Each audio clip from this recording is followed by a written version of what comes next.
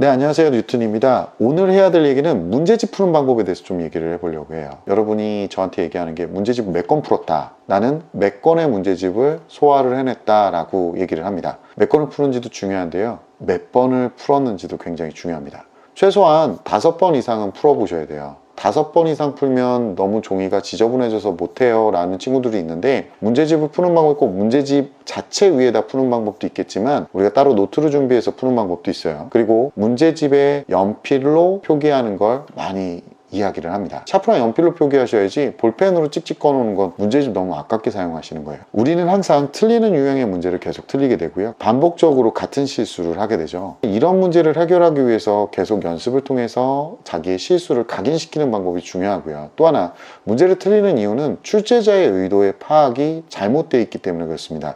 그래서 문제를 2번, 3번, 4번까지 다시 풀게 되면 이때 학습 목표와 출제자의 의도를 같이 파악하는 기능이 같이 생길 수 있습니다. 문제를 써가면서 출제자의 의도를 다시 한번 확인하는 방법도 좋은 방법이에요. 보통은 문제집을 사면 문제집을 풀고 채점한 후에 틀린 문제를 다시 확인하고 그거를 또 풀어본 다음에 채점하고 끝내죠. 이렇게 하면 만족감이 들기 때문에 우린 이 성취감 때문에 다음 문제집으로 넘어가게 되고, 이렇게 해서 많이 쌓인 문제집을 보면서 성취감에 만족감을 얻는 경우도 있습니다. 하지만 공부를 잘하는 친구들 같은 경우는 문제집을 수차례 풀어보면서 그 문제집 안에 출제자의 의도를 정확하게 파악하려는 게 핵심이 되는 거죠. 문제집을 몇 건 풀고 또 몇 문제를 소화했다는 그런 성취감을 얻으려는 기분은 이해하지만, 중요한 건 뭐냐면 여러분이 진짜로 알고 있는지가 관건이 되는 거죠. 문제집을 풀고 있는 내내 자기가 뭘 모르는지 찾아내셔야 되는 거예요. 문제집은 최소한 5번, 많게는 9번까지 풀어볼 수 있으면 좋다고 합니다. 같은 문제집을 반복해서 4번, 5번씩 풀어보게 되면 문제 유형 파악이 좀 더 쉬워져요. 올해 문제 유형에 이런 유형이 나왔었는데 작년도 문제집을 보니까 작년도의 문제에서는 이런 유형으로 변형이 됐다는 것도 파악이 쉬워집니다. 그래서 한 문제집을 풀 때는 수차례 반복적으로 풀어주시는 게 좋고요. 틀린 문제는 다음번에는 정답으로 만들어야 되겠죠.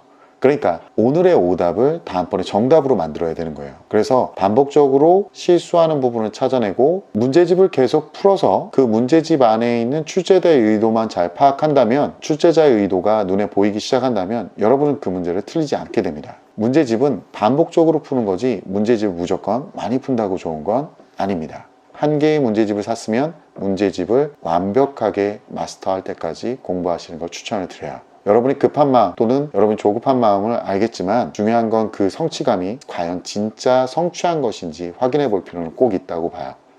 여러분이 지금 해야 될 건 아는 것들을 확인하는 게 아니라 뭘 모르고 있는지 찾아내는 겁니다. 여러분 항상 힘들게 공부하고 있는 거 잘 알고 있고요. 힘들지만 조금만 더 견뎌내서 좋은 결과 갖고 오셨으면 좋겠어요. 자, 오늘 얘기는 여기까지고요. 다음 시간에 뵙도록 하겠습니다.